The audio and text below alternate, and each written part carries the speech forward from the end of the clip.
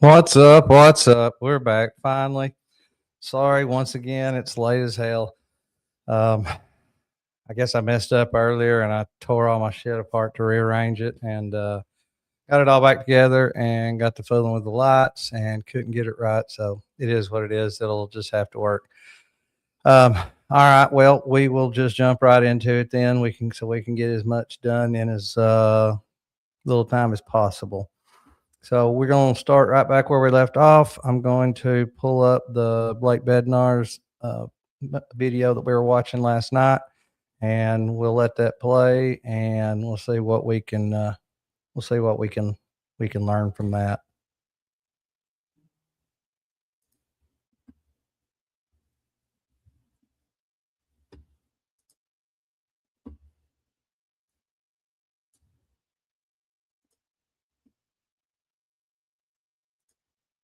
The only thing is, okay, you're going to have to find, there's the 2-minute, 41-second clip.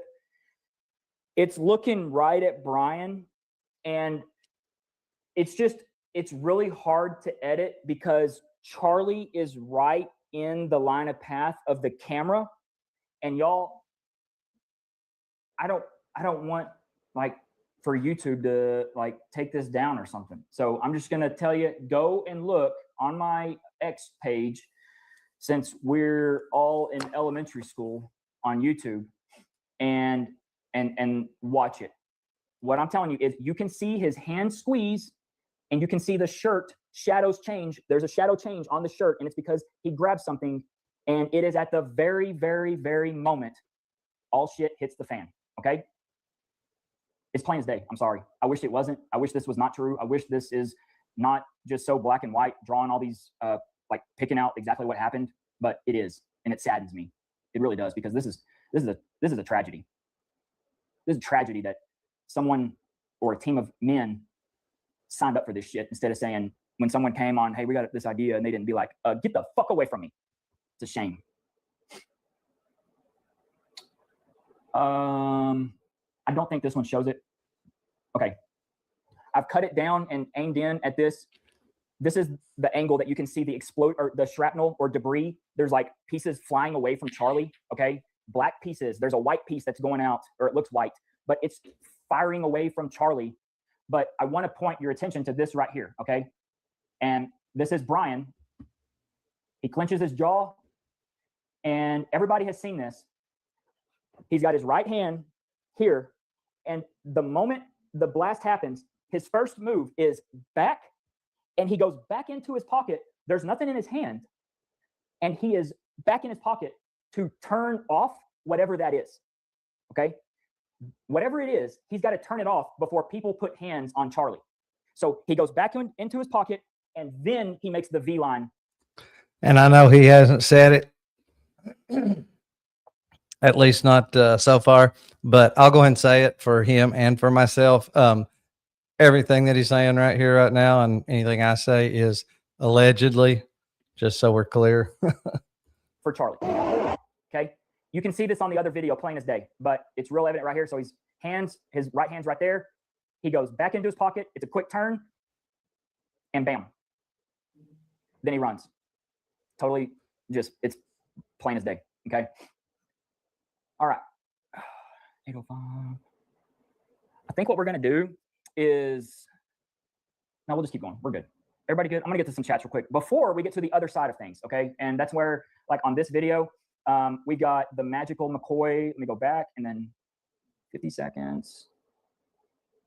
Okay. We've all seen it, but in case you have not seen it, what happens is, Dan throws Charlie down. Okay. Then Mikey, who's back there in the back with his white shirt, he's got the phone underneath his hand, or in his hand. And that is where he goes right up it's under a second.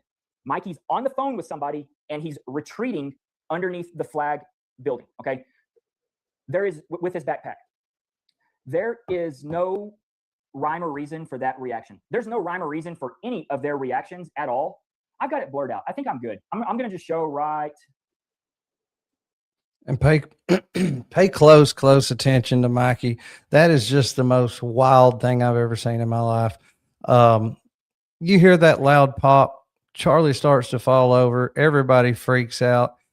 And literally in one motion, you can see that phone come up to his face as he's turning and he is walking, and he never looks back. I don't know that his eyes were on him, probably not intentionally. I don't know that his eyes were on him when he got hit by whatever it was and he started to fall over. And he never glanced back at him. So anything that he said about the condition or what happened to him is just one of two things. He's either dreaming it up, pulling it out of his ass, or he just knows because he knew what was coming. That's my only conclusion. I mean, the guy never even looked back at his friend. Back it up just a few seconds, right? Because this is actually very telling. Okay. Okay. Did y'all see this guy right here? That is the Y Refi guy. That is the Y Refi guy. He's the sponsor of the tour. He's the guy who comes out and is like, hey, whenever you get out of school and you can't find a job to pay for this fucking expensive education and you can't make your payments, come to me and my company and we'll put you on a forever loan where you can pay it back. That's Y Refi, okay? Y Refi guy runs in like he's Batman and he shoves the shit out of a security guy, the young kid that's got his hair slicked back. Why is the Y Refi guy running in like he's a superhero? Not only that, why is the Y Refi guy shoving the shit out of a security guy as the security guy is trying to go and do his job and put a body on Charlie? And then not only that, but why does the Refi guy go right to Brian Harpole? And when Brian does this, the Y Refi guy thinks Brian is about to hand him something. What in the hell could the Y Refi guy possibly be trying to grab out of Brian's hand in that just crazy panic moment? Explain that. Like, does the Y Refi guy moonlight with these people, these guys, and he's part of the, I mean, it becomes a fantastical story that makes no sense. But I'm telling you, the Y Refi guy right here before our eyes, and look, there's nothing in their hands. I have slowed this down. I've made this 20-second clip turn into 5 minutes. I have slowed it down that slow, okay? There's nothing in Brian's hand, okay? And so he grabs like he's grabbed, but there's nothing there. So then watch what happens. He goes in to his phone and either starts recording or I don't know. None of them made phone calls to 911 as far as we know, okay? So at this moment, let me go forward where the bots can't see it. Bam, bam, bam. Okay. All right, right here. Charlie is in the black SUV in a matter of 40, 50 seconds. This was all scripted and they knew what they were doing. And they had to get Charlie out of there as soon as possible. It has nothing to do with the X or getting Charlie off the X. There was no threat on a roof. There was no threat in the audience. The threat was actually carrying Charlie to the SUV. But in order for this whole thing to be sold, they had to get him in the SUV and gone as soon as possible. Okay.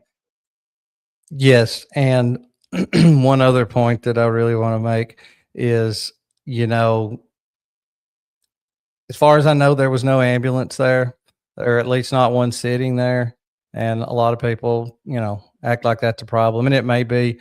But I've heard people say that there were no EMTs on site, and that is absolutely wrong. There were, I don't know, there was at least 2 EMTs there, and I'm not sure if he catches them in these clips that are coming up.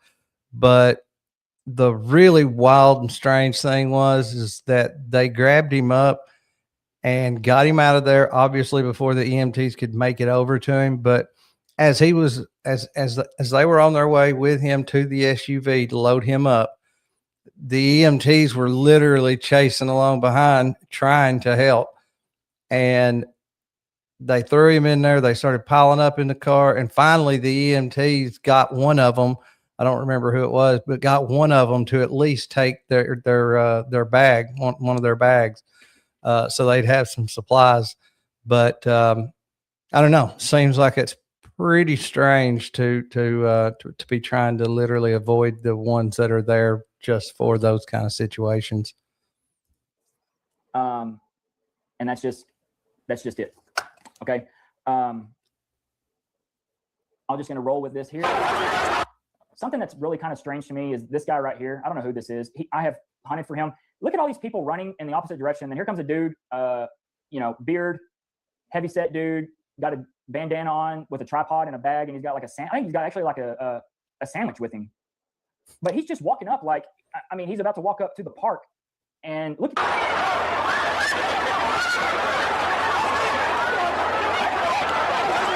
he's like asking this chick, what the hell are you ducking behind the statue for, hun? Like, what the hell is this? This is the craziest thing. I mean, it makes no sense. I'll show you him because he pops up here in a little bit talking to Butch. There's been a shooting. We heard shots. We heard shots. Here's the security guy.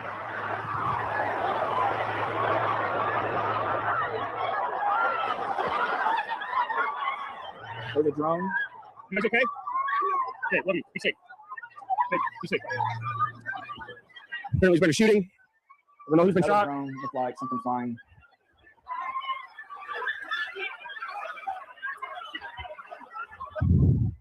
We are here live at Utah Valley State University. There's been a shooting at the Charlie Kirk event, the TPUSA event. There has been a shooting. Everybody's evacuating. Okay, so right here, this is George Zinn. Hey, it's me. I shot him. I tell you what. No, it's 8. We've been going long enough. We're going to do this tomorrow night. I want to do this tomorrow night where we do the cleanup because this is so important that I don't want to lose anybody. So we're going to break it into 2 parts. We've done the first part tonight. Tomorrow night will be this entire cleanup, and I will dissect it like you've never seen. And I also want people to ask questions on anything that needs to be cleared up on, or that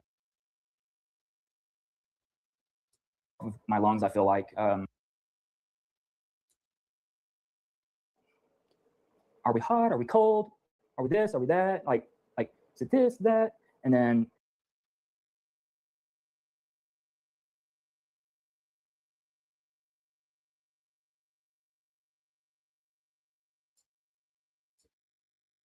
like it's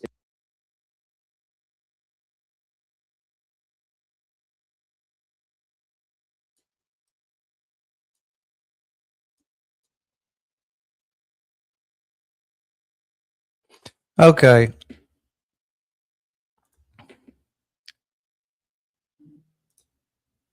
All right. It appears that was the end of that one. So what I'm going to do is he followed up the next night.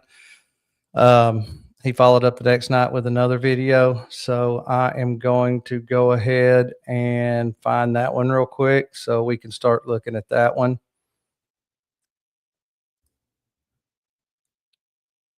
He's the guy's done an unbelievable amount of work on this. It's just crazy.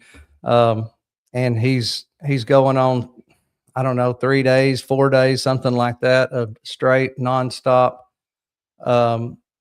just covering this, breaking it down in detail, you know, and just going over all the work that he's done over the past few months. All right, let's see here.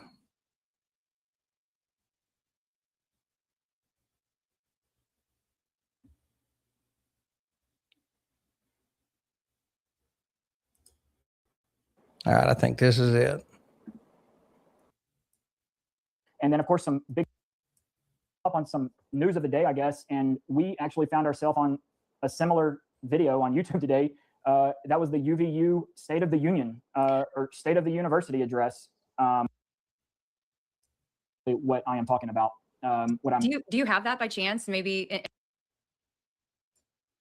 Tragedy. Oh God, this is absolutely ridiculous. Support to her as she enters the stage today. That would be fantastic. So please welcome Dr. Asher Estevez.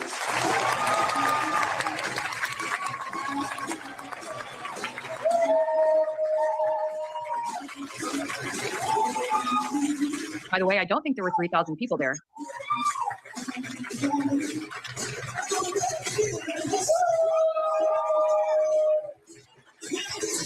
This crazy lady was the president of the college. I guess she just stepped down, but my God. Let's avoid that. You know, not only to all of us who are investigating, but just to those who even witnessed the terrible incident, to Charlie's, you know, family, to legacy, whatever, to see how they could just go on and dance over the entire thing is just, it's beyond me. Yep. The chat is really having a field day with this one, Blake. I don't know if you can see any of the comments, but they're pretty good. Oh yeah, like right here, I'm telling you, this one looks like a funeral. Yeah. I won't, like, they did a whole Bruce Springsteen segment there within this State of the University address.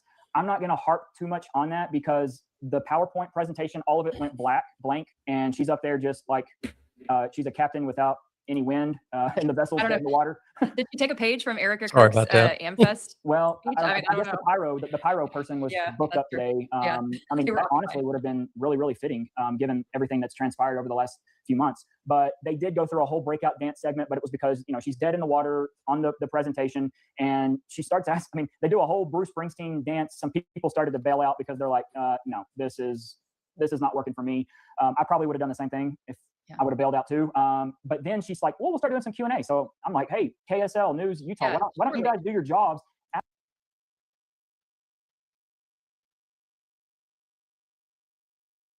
That you don't want to rock the boat or what, but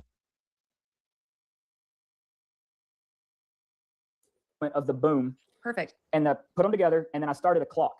You'll see it in a Amazing. second. Yeah, I Fantastic. forgot to tell you that. Okay, here we go. Let's roll.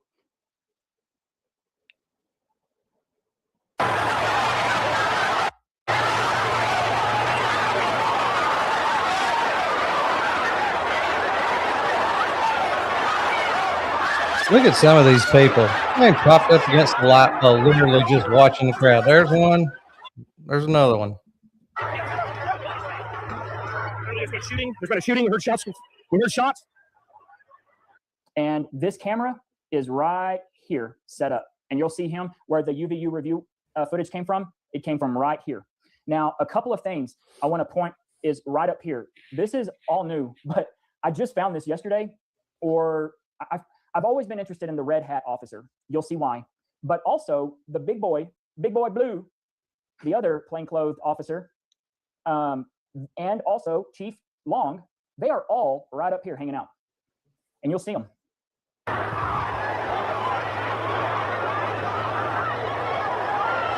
Okay, so right here is George Zinn. He drops his pants and hollers, I did it, I shot him. Get me, get me, get me. I think he said for them to shoot him. Crazy ass old man. You guys okay? Okay, love you. Be safe. Okay, be safe. Apparently, there's been a shooting. Can we pause that for a moment? No, who's been shot? Okay, so just in case people, I was going to just add this for kind of color context as well. So the person who you hear in the background, that's Adam Bartholomew, and he's the one filming this video. I guess we would call him citizen journalist or something, may do some kind of freelancing journalism, not quite sure. But yes, life is driving footage. And apparently his son was there, and also his wife was there, and they were both down on that lower level. Correct. Yep. Okay, I'm going to point out things as we go that I have been looking at for months, just for the sake of this video, so that you can see it. I'll also link this full uninterrupted video below on my X page after this for anybody that wants to study up and see exactly what we're talking about. So I'm going to just pause it as we go, and I'm going to point out the things that are bothersome. Okay.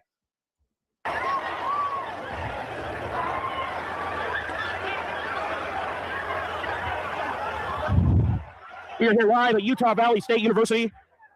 There's been a shooting at the Charlie Kirk event, the TPUSA event. There has been a shooting. Everybody's evacuating. So right here is Chief Long.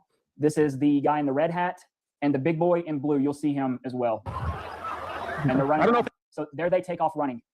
So a minute, 12 seconds after the explosion, this is when finally, and yes, the red hat officer, the reason I'm talking about him so much is because he's going to play a very big role here in a little bit, okay? But the red hat officer was in the crowd the entire time. He was posted up right here along the railing, and the only shot we see of him is he's videoing with his iPhone in landscape mode.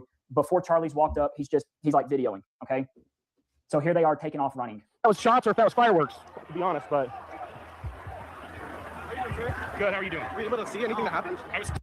You notice that about it sounding like fireworks?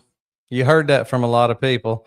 There were a bunch of people that sounded like, or said it sounded like a, you know, a high powered rifle, but there were a bunch of people that said they thought they heard a firework or that it sounded like fireworks. So, and I'm assuming most of those people would have been, you know, closer to the tent. If this whole microphone theory, you know, pans out. Standing right here interviewing people. Hang on. No, they have not hung it. Here's Big Boy in blue with his gun. I can see him. Holy shit. He's right here. Got There shot goes in the neck, the so my kid red said. hat officer. Yeah. So there's the Oh two my cops goodness. running right there, and then here is David. My son is down there. There's He David says Long. that Charlie Kirk has been shot in That's the the neck. chief. This is unconfirmed. This is for my son who's down there right in front of Charlie Kirk. We're going to go down. Okay, I'm going to back it up right quick because there's something very important here that I want to hit on. Pay attention to this guy in particular, okay? So here's George Zinn waving his hat saying, it was me, I'm the one who shot Charlie, kill me, shoot me, put me out of my old misery. I don't know if that was shots or if that was fireworks, to be honest, but. Good. How are you? Okay, here are another two plainclothes officers, not the two that were up there. This is Disney Dad. Disney Dad and the guy in the black grunt style t-shirt, they look like just normal dudes. They come walking down right after George walks right here. This is who's in all of the photos that arrested him, okay? He's walking right behind Zinn. Were you able to see anything that happened? I was standing right here interviewing people. Hang on. Charlie Kirk got shot? Okay. Holy shit, Charlie Kirk got shot in the neck, so my kid is. Now, while he is about to jump down and go here, I want you to pay attention to this guy right here, okay? Why is that? That is Jason Behunin, okay? Jason Behunin is the big dude that was to Charlie's on his right-hand side right here at like maybe 3 o'clock, okay? He's wearing a red hat, red MAGA hat, dark clothing, okay? He has given a live interview, or he gave a sit-down interview with 3 other people, and he really just breaks down that he was never really a fan of Charlie. He knew that Charlie was coming within a couple of weeks, I believe. He just was like, I'll stop in, blah, blah, blah. Anyways, I'll play it if we have some time after. But there's something weird here with this guy. Jason is a retired correction officer. I believe he's been in law enforcement possibly his whole life, okay? He knows the law, okay? He's a civilian in this capacity, okay? He's retired. Saying. Okay, did y'all see that? He is pointing, that is his hand, and he is pointing to a guy in a bucket hat with a backpack, and he is pointing where to go and look for things to pick up, okay? Charlie Kirk got shot in You the see neck. his hand? Kelly, can you see it okay? Yeah, I can. The arm outstretched. I just want to make sure the resolution's good. That's what my kid is saying. So, Yeah. Oh my goodness. He's pointing to this kid right My son is down there. Okay. So as he points to this kid or guy, I don't know, you never get a good look at his face because the bucket hat is pulled down so low on his face. But this kid is crouched down looking for shit. Okay. And then Jason is over here picking up the microphone, and then he's actually going to yell into it. He picks up the stand. He lays it over. Like he's over there like messing with this freaking live crime scene. An active crime scene. That crime scene got trampled on and messed with in so many different ways. It is ridiculous. And there's absolutely, like, for someone that's spent their entire life in law enforcement, you are the one person that should know unequivocally, without a shadow of doubt, you don't touch the fucking crime scene at all. Like, what are you doing? Like, leave everything alone. Like, a dude just either got shot or blown up. And then you're over here like, what are you doing? What are you doing? Says that Charlie Kirk has been shot in the neck. This is unconfirmed. This is for my son who was down there right in front of Charlie Kirk. We're going to go down there and see if we can get So he's going to walk down. any more info. My son just said Charlie Kirk was. Sorry, y'all. I need to stop it. It's so touchy. Let me back it up. I got excited because there was a good point right there. Okay, I'll just let it play. Holy shit, Charlie Kirk got shot in the neck is what my kid is saying. Kirk, we're going to go down there and see if we can get any more info. My son just said Charlie Kirk. can you Okay. turn the volume down a little bit on Yep. that? Right there?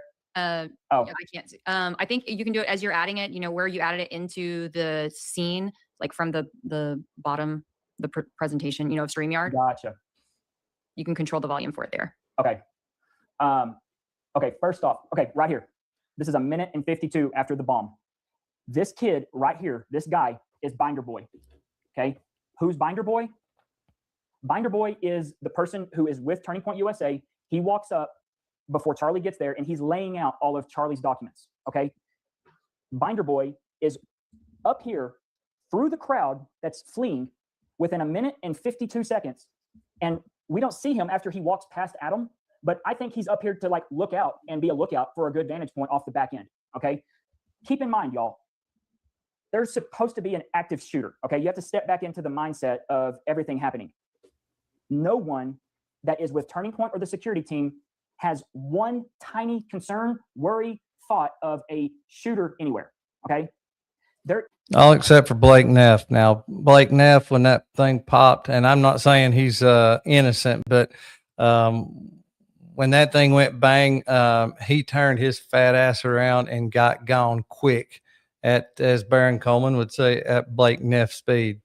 there's no reason for this cat right here to be up here looking off the back when his boss just was hit with a gunshot to their knowledge. Okay, there's absolutely no reason for him to be up here. Shot in the neck. I'll show you his video here in a little bit. I don't know the accuracy of that. Is the audio better, Kelly? It's still pretty loud. Yeah.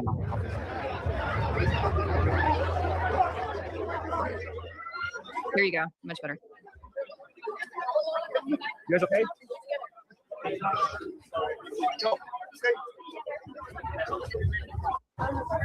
Abby, are you inside or out? You My pause son- it, pause it right there. Pause it right there. If we end up making it through this whole video, you know, we'll end up seeing these guys basically in this same spot. Yep, I inside. just think it's very strange, you know, that after Adam makes this entire round and comes back around, these guys are in the same spot and then kind of like acting through the same thing. But I just wanted to make note of that. Yeah, and it's hard to say because I know where these two were sitting, and I have to step into the role that if I was there and I have I'm just going to assume that this kid's a college kid. I'm with my son.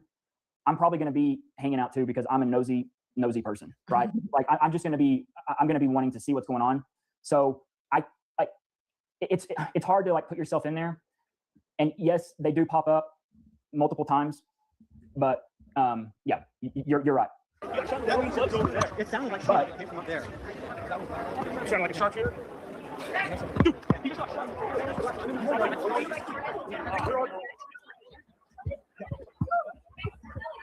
Hey, what happened?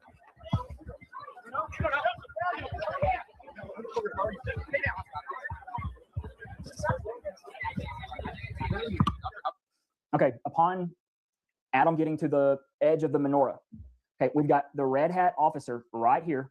Okay, here is another officer. Everybody that is right over here, that's in plain clothes, is not civilian. Okay, and I'll show you.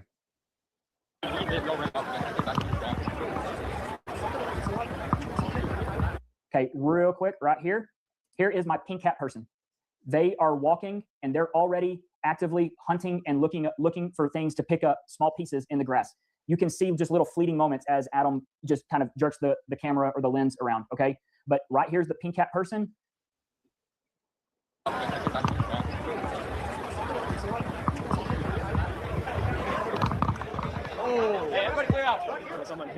All of these guys in here are not civilians. These are all some sort of operational, they're in some sort of operational capacity, okay? And we know that because there's pictures of them with handguns in their waistbands.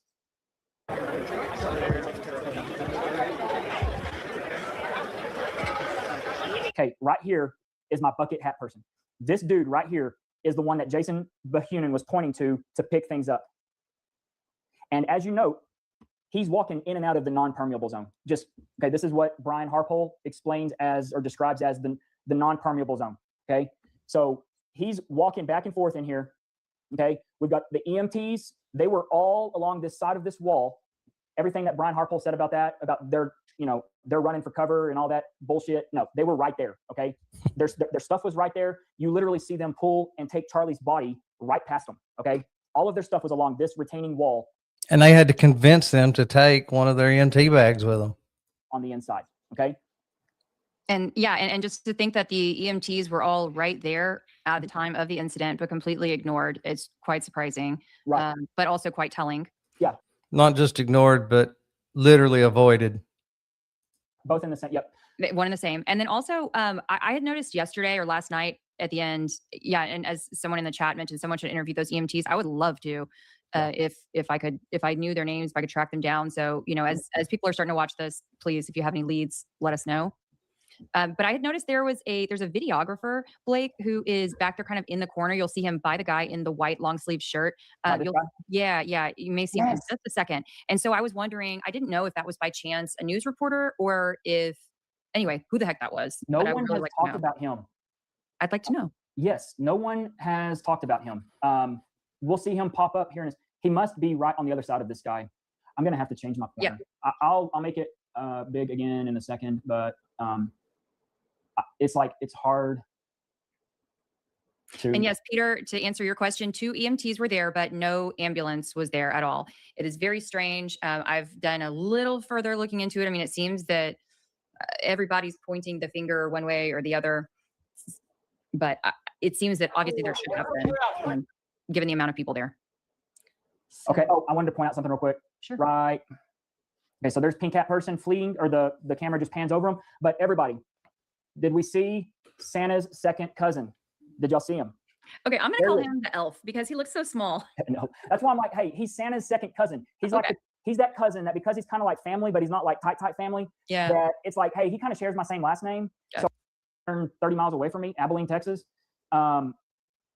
He's constantly talking with this cop. Both of them are, okay? Like, they know each other. They know each other. And this is something that was never pressed on as far as the relationship whenever Sean Ryan or Gary was interviewing Brian about, hey, how buddy. Y'all see these guys right here? They blew right past him whenever they were carrying him to the SUV. Were y'all with the cops? Because there's some really strange video with one of your guys that really knows this cop really well, and they're talking like the whole time. So watch this right here. Watch this interaction. This officer has absolutely no worry about an active shooter at all. He's walking around with the barrel of the gun. He's gripping the barrel of the gun, and he's on his phone. You'll see it in a second. So watch this.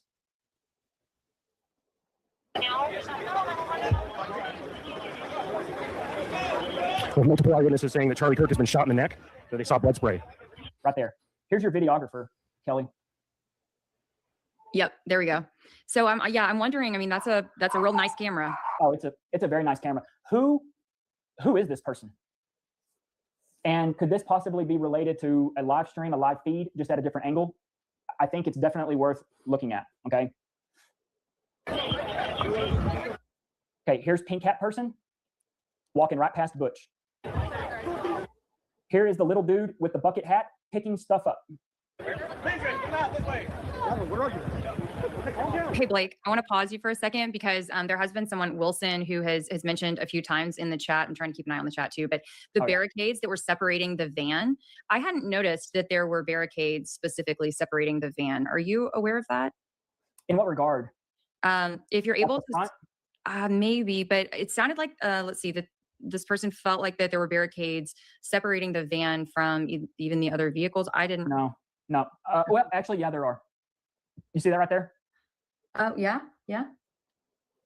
Yes, because in one of the videos, as what's his name? He commented on a video today. Mark Hall. Does that sound right? Yeah, I think it's Mark Hall. He's shooting a video, and his wife is running. I think it's his wife running behind him, and they have to run around the. All right, that's enough of that. They do too much chit chatting. He was real good when he's by himself, but when he's on here, when they're on together, it's just too much talking. I want to pull up another interview, and we won't do the whole thing, but we'll do part of it where John Bray, Stu Peters interviews John Bray, and he's the one that has, in my opinion, done most of the work on this whole microphone theory, and he goes into pretty great detail of how this would happen and how he came to the conclusion. So I'm going to pull that up. Let's play some of that because that is super interesting. He's the one that made me really stop and think about this other theory.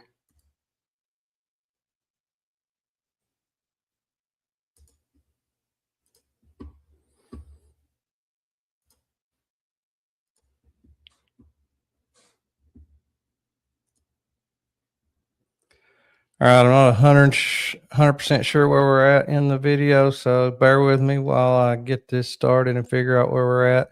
And I'm just going to apologize in advance. I have not got a Rumble Premium account yet, so we might have to deal with an ad or two here and there. Like I said, I apologize.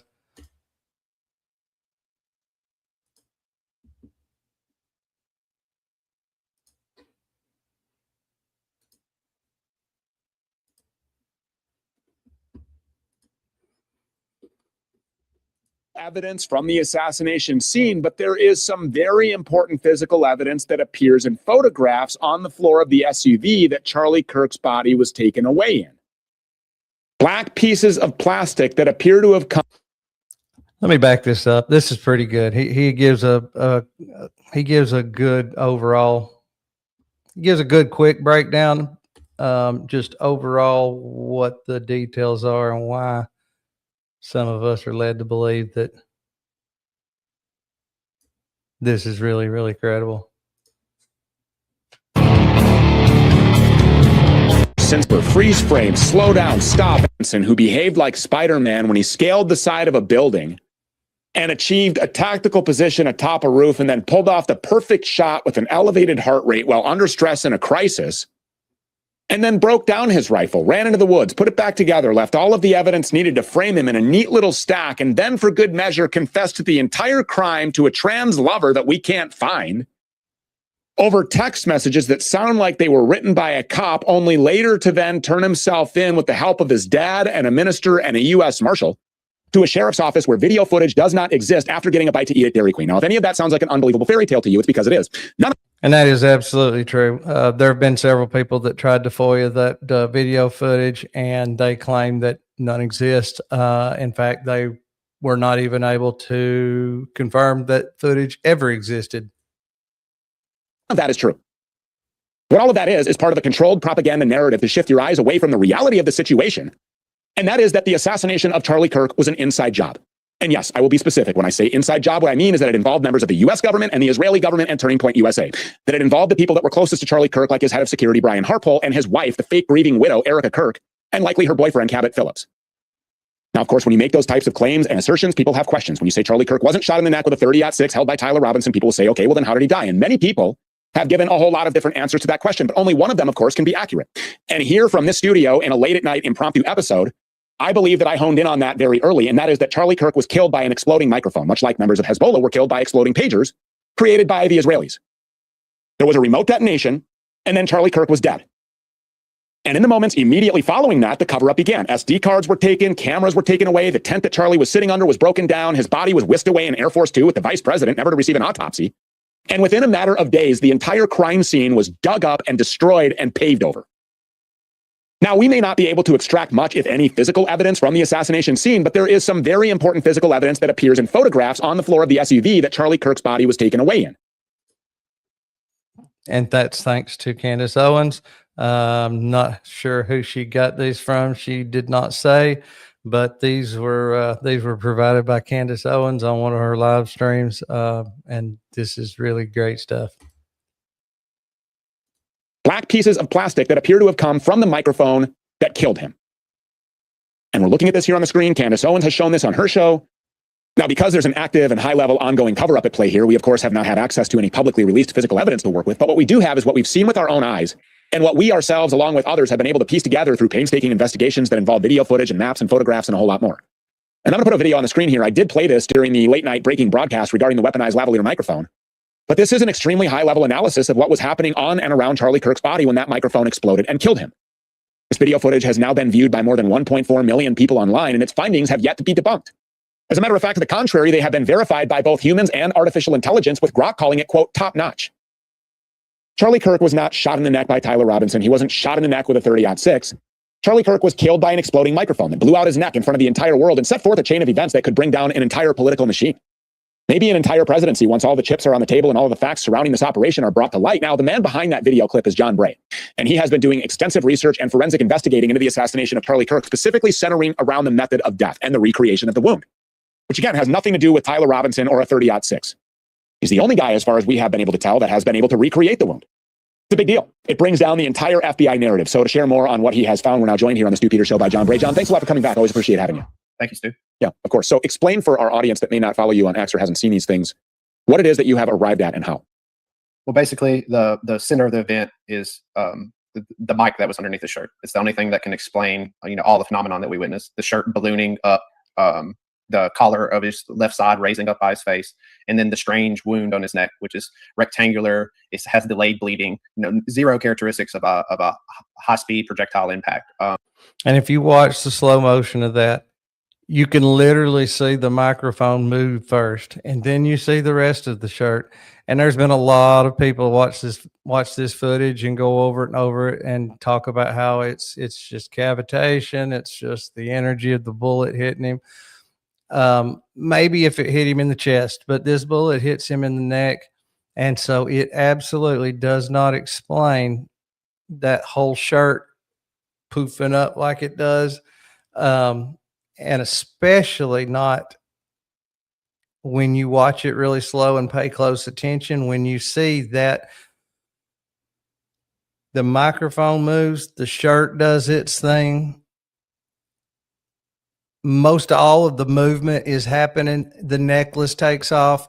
All of this happens before the wound appears, if you really slow it down and watch it.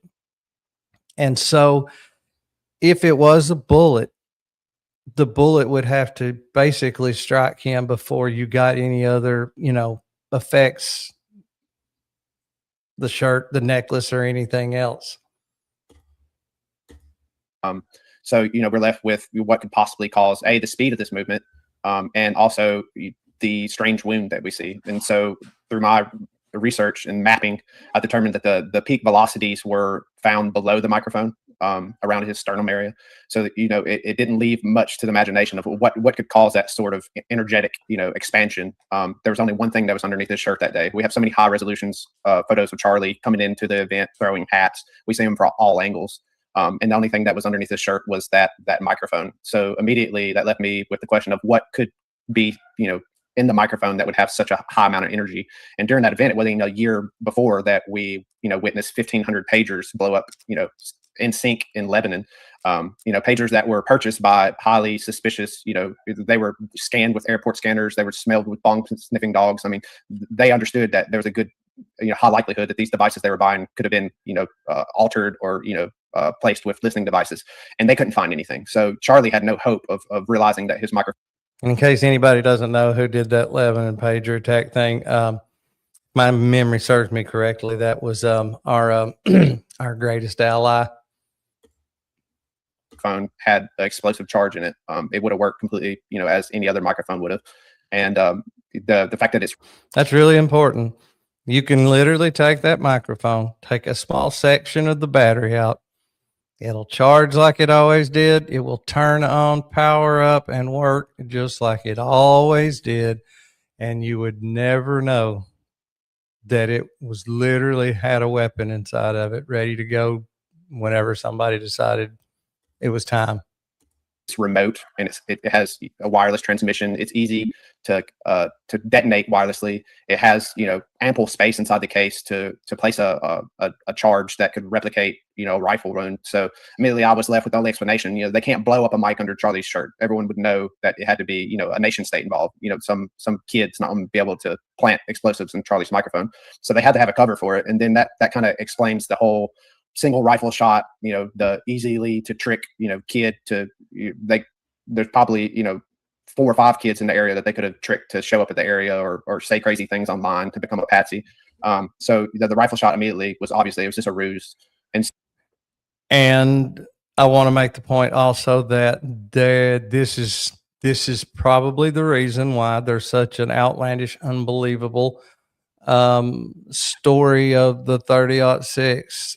Because when you pick your patsy, you can't necessarily pick them according to what type of guns they have. This DNA evidence, according to this theory, this DNA evidence they found on the rifle, on the shell casings, on the screwdriver, on the towel, none of it means anything because if in fact Tyler Robinson was a patsy, and they had him show up that day, whether he thought he was going to shoot Charlie Kirk or not. If they had him show up and bring these things to set this crime scene up, then I mean, it works perfect for them, because guess what? They find a gun, they find the tools, the towel, and all this, and all of it's got his DNA on it. But he doesn't have to ever take a shot.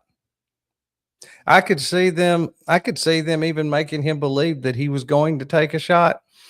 And this might explain why within literally seconds of the loud bang, he was literally upright at a dead run and then jumping off of the building. I could just see them having him show up. He's got his stuff. He gets over there and he starts to get set up, and all of a sudden he hears that bang go off, has no idea that's going to happen, and says, "Oh shit," and then decides to turn around and run. I could see that. Maybe that's not exactly how it went, but I could definitely see that. Either way, like I said, when they're rounding up or recruiting patsies, I don't think they can screen them according to the type or caliber of firearms that they've got. So, if you have a kid taking a rifle shot from a roof, the most logical conclusion would be he would hit center mass, right? It's the easiest shot to hit. So immediately I start to think like a conspirator, right? If I was going to try to set up this assassination with an explosive device, I would want it to look like a rifle shot to the chest. So that led me to research what amount of explosives that would take. And I realized it's only 2 grams. It's a lot less explosives than they use in these pagers.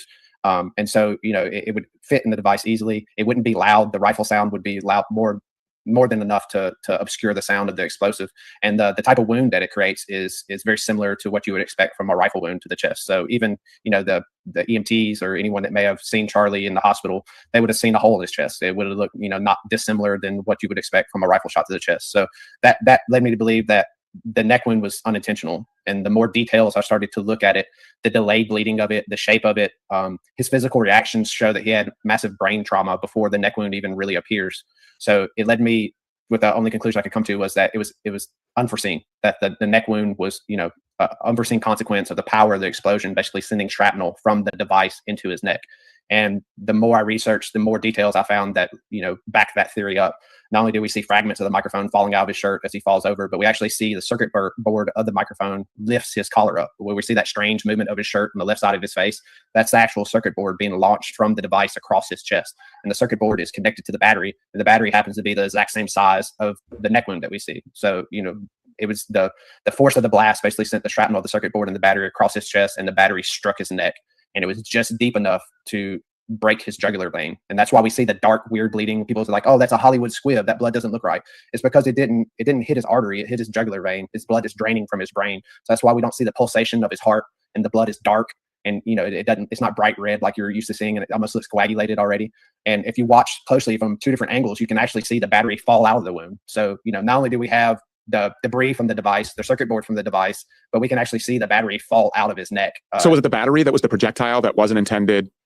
Yeah, the circuit board and the battery fly across his body in a single frame.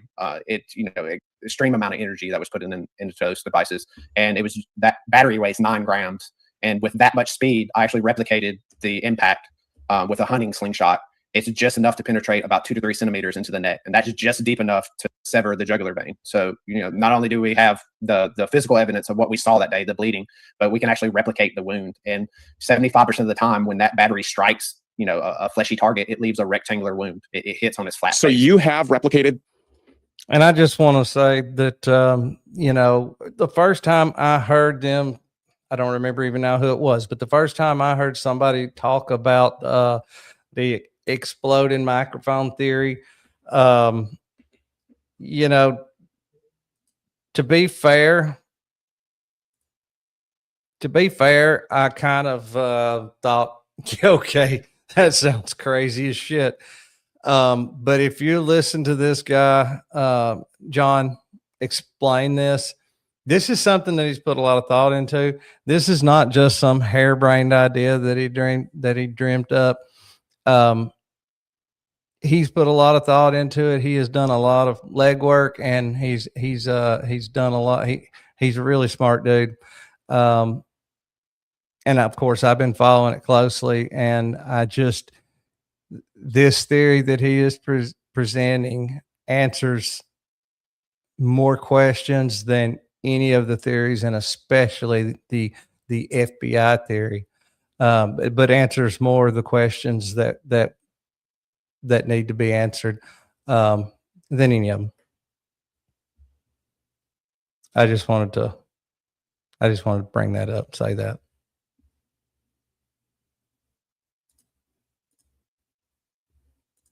The wound, you've recreated the wound? I've recreated the wound. I searched medical documentation, and I discovered that the ballistic gel is not the proper medium to replicate a surface wound, the reaction of the actual flesh. I found that they use bacteriocellulose to replicate wet surgical procedures, tattoos. It's basically the best skin analog that you can have. I happen to already be growing the bacteriocellulose, so I researched the thickness of the skin of the neck. I grew the bacteriocellulose to the exact thickness of the skin, and then I used the best analog for the neck muscle that you can get is pork meat. So basically, a chop of a pork. I mean, is anybody hearing this? Talk about dedication to the scientific method and everything. I mean, this guy is literally growing skin at his house so he can use something that is like super similar to the human anatomy. I mean, ballistic gel works in a pinch, but it is most definitely not human flesh. And I don't know. I think that's just amazing. I mean, the guy is literally growing skin at his house to use for these tests. Pork loin. I didn't know this new hair formula could do this to my hair. Before you blow another $100 on prescription drugs, your doctor. And I wrapped it in the bacteriocellulose that's the exact same thickness of the human skin on the neck. And I replicated the size and weight of the battery and the speed of the projectile that I was able to map with the vector mapping, the pixel mapping was able to give me a precise, feet per second of the projectile. And I did it over and over again. I've done it 6 or 7 times. And like 75% of the time, it makes a wound that's identical to the wound that we witnessed that day. And it always penetrates about 3 centimeters, which explains why we only see the jugular broke and not the jugular and the artery, where, if it was a 30/6 impact to the neck, it would have been. And a lot of people, and I don't think they really mean anything by it. I don't think they're just probably not really up on their anatomy. But I've heard people a lot of times talking about this, talk about how, it got his carotid artery or, all that, but it really didn't get his carotid artery. I mean, by all appearances, and just looking at it in retrospect, it does appear to be more of a, it does not appear to be an arterial bleed. Like he's saying here, the reason why it's really dark and almost looks thick is because it's not an artery, and you don't get that spurt like you would if it was an artery coming directly from the heart. It is literally just the pressure that was in there pushed, and it just kind of drained it out. I know that's graphic, and I apologize, but it's what happened. Blood everywhere. We would have seen pulsation. His neck would have been barely hanging on. So it was obvious that medium velocity blunt impact is what caused that wound. And being able to replicate it time and time again, it just makes it even more obvious. I don't think anyone else has replicated the wound because nobody has. And I was just going to comment to that during my talk with Mitch Snow yesterday. He actually said that these guys like Gary Melton and this Valhalla character, they have access to 5,000 special forces guys. I want to pause this here for just a second because I want to show y'all something else real quick. Just something real quick to just kind of add to this whole thing. So with the Lebanon pager attack, it was more of just a standard explosive. You could tell that by the pictures and videos. You had the smoke, you had the big pop, and it was literally just a standard explosion. What did the damage was just the blast and the shrapnel coming off of it. I do feel like a piece of shrapnel unintentionally caught Charlie in the neck, but it would have been a shape charge. And for those who don't know that much about what shape charges are, with that shape charge, it's built in such a way it's formed. It has a little cone inside there that's metal. Now, when that charge goes off, instead of that energy just going everywhere out from the center, from the source, that cone directs that energy in a direction. That's why they call them shape charges.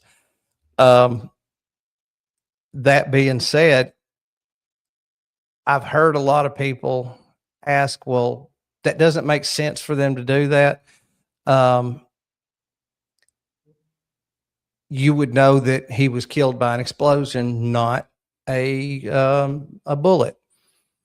I don't think that's necessarily true. If it was a shape charge, I'm going to show you a demonstration on here, an animation showing how the shape charges work.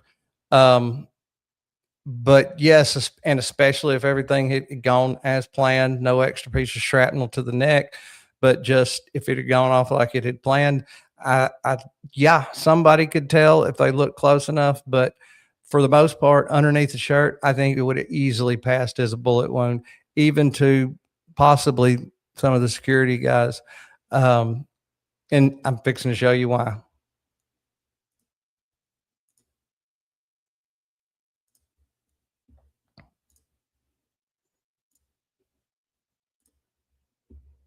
This is really interesting.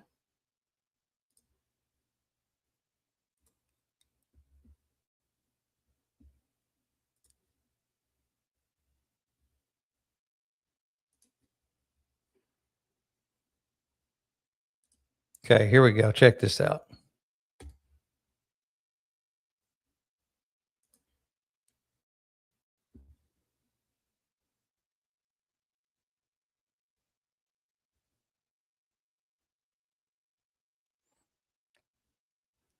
I'm going to do it in regular speed, and then we'll back it up and watch it slowly again.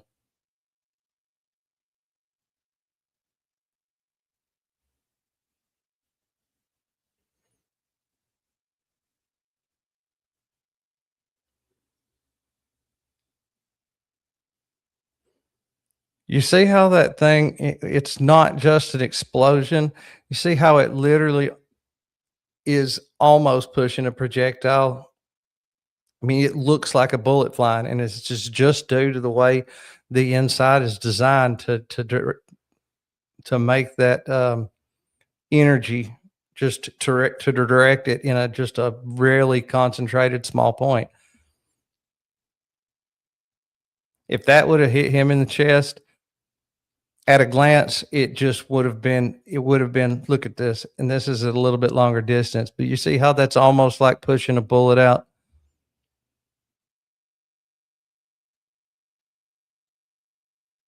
So I think that was the plan. I think that it had a small shape charge in it, and that shape charged would have been, well, you know, it's right there underneath the shirt. I think it would have went off. It would have penetrated his chest and would have been. 3, 2, 1. Sorry about that. What happened? Hate those ads. Shape charge goes through your head, or 2 heads, or 3 heads, or 3 heads. Okay, not those 3. But yeah, I think it would have easily passed as a chest wound, especially to the crowd anyway. All right, let's get back to Mr. John Bray.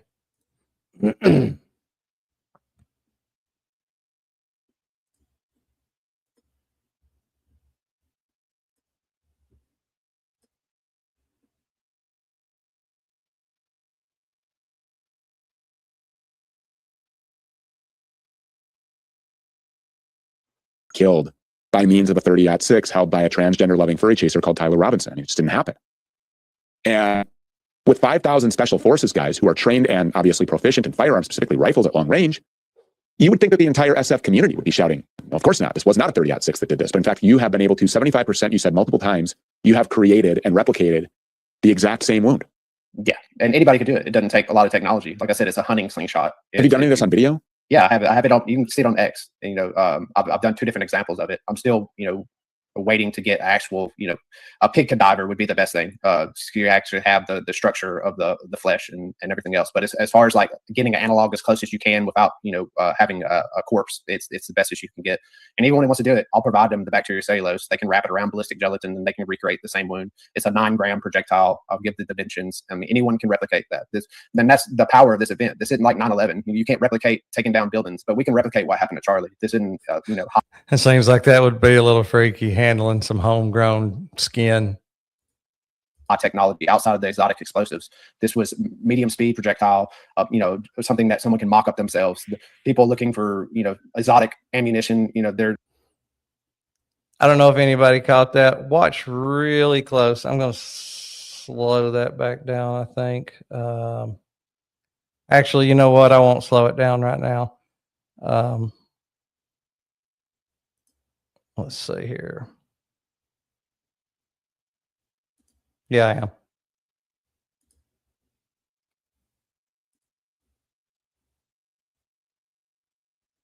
All right, I'm going to back that up just a little bit.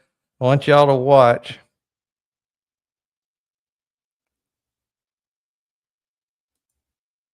I want y'all to watch right here and see if I'm crazy. Tell me that shirt doesn't move here before anything happens here.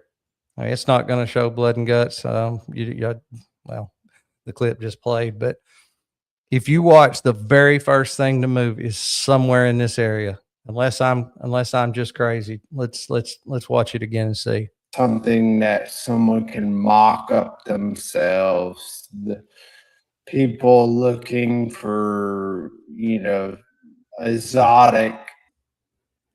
And yes, it could be some kind of funky autograph or some kind of artifact from, the camera, I guess.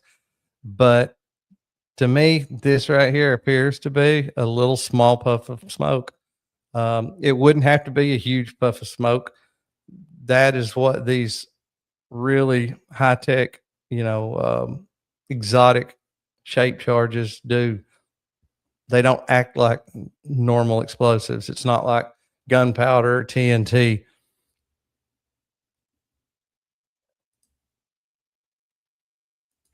Ammunition, they're never gonna find the answer because it's something that Let's watch it one more time. Here's another point. So I think possibly another reason why he gets struck in the neck and why I say I think it was unintentional. I don't know exactly how this happened, but if you'll notice that lapel or that mic there, it's sideways. So I think that it was intended to be laid flat against his chest, flat under the shirt, flat against his chest. And with it being shaped to come straight out the back, would go straight in his chest. Somehow or another, this thing gets cocked up on its up sideways. And so a lot of this blast, and I think that's why you get so much puffing up of the shirt all the way up here, literally up to his neck. Because that thing was not flat against his chest like it was intended. And so, and I think that with it being turned sideways like this, when the thing went off, just a piece come off of the back, which, this would not have happened if it had been flat against his chest, but a stray piece come off of the back when the charge went off and caught him in the neck. I don't think that part was intentional. Well, watch that mic move first. Can mock up themselves. The people looking for, exotic ammunition. I don't know. I mean, that's what I'm saying. To me, that thing absolutely moves first. That the microphone and from there up the shirt, there's no wound at this point. So you can't say that the bullet striking his neck caused this. There is no wound yet.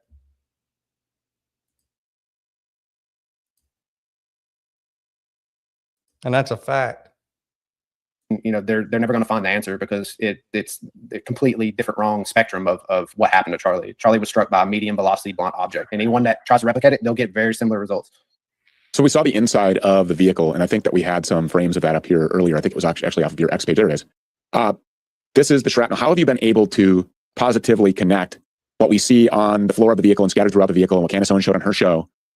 And what that appears to be is little tiny pieces, shards of ABS plastic. To the microphone that Charlie Kirk was. Which makes sense if a microphone exploded. Also, and I don't know if they get into this in this video, but if you look really close, you can see some pieces, what appears to be this, flying off like mid explosion. When you look at certain really good, clear, high quality images, you know, around Charlie Kirk. Not only that, I've seen pictures of little pieces of this laying at the vehicle. And so if this had gone off in his shirt, they picked him right up, toted him to the vehicle, and would make sense for some of those pieces to be in his shirt, and that they would naturally, you know, you would lose a few of them here and there on the way to the vehicle. Wearing. How do you know that it's the same material? Well, first I had to figure out exactly the microphone Charlie had that day.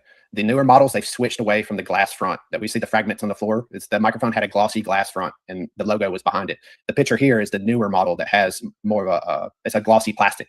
And I imagine they switched away from the glass front because it breaks really easy. You know, it's like a cell phone face. If you drop it and it hits the corner of it, it shatters. I hunted and hunted on eBay until I finally found one up for sale and I was able to acquire it. And I disassembled it to basically match all the aspects that we saw during the video. The circuit board peeking out of his shirt, the weight and shape of the battery, the amount of space that's left in the case for you to basically construct a explosive device. And I realized immediately in taking the device apart, when I purchased the device, it was already broken on the side where they dropped it. And as I took it apart, it immediately started to shatter into pieces. And those edges of those pieces are beveled, where the glass of the case has a beveled edge. And you can see in where the flash from the camera, where they were taking those evidence pictures, you can see that beveled edge catch the flash. And so, you know, this isn't just some random piece of plastic or fragmentation that's left in a rental car. This is absolutely a piece of that glass from the face of that microphone. And that's really important. This is a rental car. They had literally, I'm assuming, picked that car up that day. I mean, he flew in, they flew in that day. And even if they didn't pick that vehicle up that day, they hadn't had it more than a day or two. Why would there be little small pieces of shattered anything in there? And it just so happens to be shards of something that looks like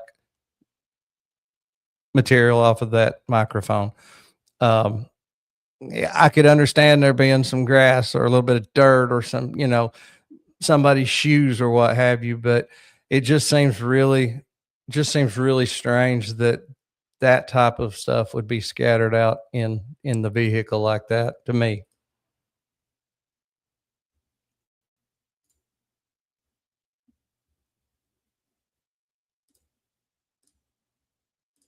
And you can even see some of the text. There's gray text on the face of it, and you can see just a hint of gray text on it, probably from one of the E's and the wireless or the record button. But on the outer edge of it, you can see a little bit of it. So I've been working to try to figure out exactly where from the face of that microphone that glass comes from. But even if you look around in the larger picture that Candace shows, there's pieces of it everywhere. And people ask, like, how would it get all the way to the SUV? But if you've ever been in a car wreck or anything, that when glass breaks, it just sticks to everything, you know, just jagged little pieces. And he had a jersey knit cotton shirt on. So that shattered underneath his shirt by his collarbone, it would have been caught in his shirt. And, you know, they didn't really do a whole lot to Charlie. He basically got thrown on the ground. They looked at him for a little bit, you know, stuffed some gauze in his neck, and then they hauled him to the SUV. So it made And he made a blunder right there. And I mean, I know he didn't mean to. It definitely wasn't intentional, but they didn't stuff any gauze in his neck. They didn't do anything to him. Brian Harpo alleges that he stuck his fingers off in there trying to stop the bleeding, that he dug his fingers around in there trying to find the artery and couldn't find it. But that's absolutely not the case. If you look at videos from different angles, you can see that his fingers never went into his neck. And in fact, when he was helping carry Charlie out. He didn't have blood all over his hands. If he would have been digging off in there with his fingers to try to stop that bleeding, he would have been covered in blood up to his elbows. Makes complete That man is a liar. sense that majority of that glass would make it to the SUV, and then as they, try to perform CPR or whatever they did in the SUV on the way to the hospital, that glass fell to the ground, and that we're And I don't think it would have been CPR, not with that gaping hole in his neck. I'm guessing that CPR would probably be the last thing you would want to do. You would have to plug the hole before you could work on trying to get the heart pumping. seeing the evidence of it left there. And the fact that they, auctioned off the SUV, they auctioned off the SUV, they paved the ground underneath Charlie, because it's a possible task to get every fragmented piece of that microphone cleaned up. One piece of that microphone being found by somebody and being tested for explosive residue blows the whole case up. So you can see like they were scrambling to clean up the scene right afterwards. And it took some foreknowledge for them to know that. It's not like you can just, have a crew ready overnight to come and, dig up the grass and lay pavers down. They understood what they were going to be dealing with and what they needed to clean up. But I don't think they anticipated as much scrutiny being put on them from the neck wound. Like I would even looked at, if he just had a chest wound, if they said he was shot in the chest and we see the shirt, balloon up and he falls to the ground, I wouldn't have looked at it twice. It was the fact that I saw that neck wound, that rectangular neck wound that, took almost a full second to start to bleed. I just couldn't believe that was from a 30-06 impact. And so I just couldn't leave it alone. And imagine that is where the beginning. I mean, if it was a 30-06 impact,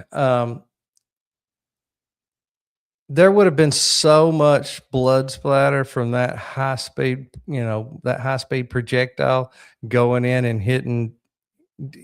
There would have been blood splatter everywhere. Yes, there was a big puddle because it just kind of dumped out, but there would have been a fine mist sprayed all over everything. Beginning of the end for this conspiracy was as soon as that neck wound appeared, the whole thing started to unwind. And they said, oh, shit. And then on top of it, of course, the behavior of the people that have been closest to Charlie Kirk. I mean, it's just been, nobody can believe this. I mean, there's a diagnosed psychopath that I've seen on Instagram, kind of dissecting the behavior of Erica Kirk. And it's just been bizarre because I believe that she's at the center of this. I believe that she had foreknowledge of it.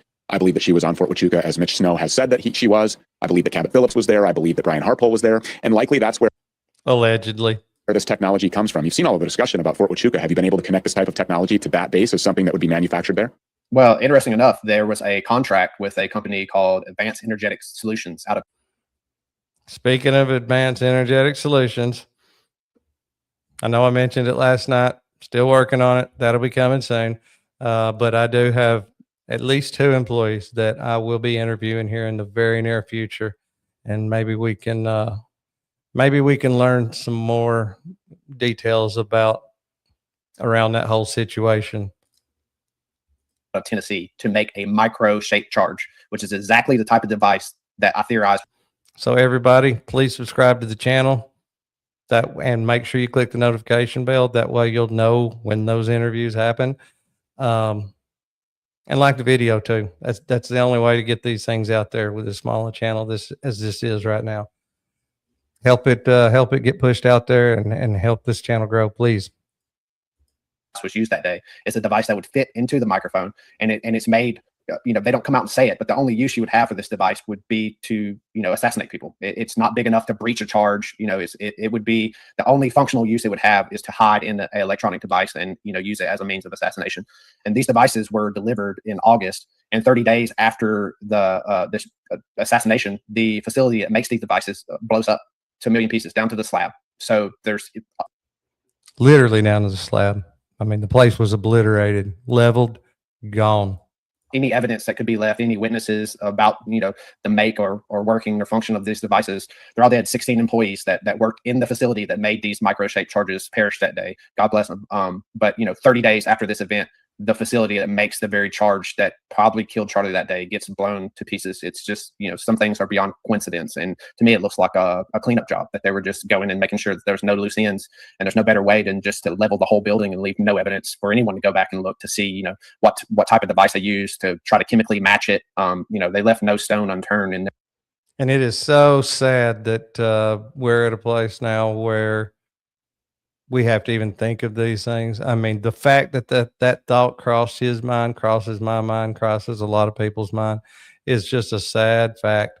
I I don't know. Crazy times. in their efforts to clean up their trail. And I think that's just another case of it. I'm sure as we learn more, there'll be more instances of this that, anybody that was involved in the procurement or the design of this, I wouldn't sleep well at night, because, we're looking at worldwide players. This isn't just, a lone group or extremist group. These are powerful people that wanted Charlie out of the way. He was a liability, and they wanted. Could possibly involve our greatest ally. Just throwing that out there. To ensure not only that they get him out of the way, but they maintain control of the organization that he built, because the demographics that Charlie was reaching was the most important demographic to them. It's the demographic that they need to be able to continue their power structure in the future. So, it wasn't a means and motive for a short-term goal. This is a long-term goal. And we can see how the organization has acted since then. It's pretty clear that they achieved their goal.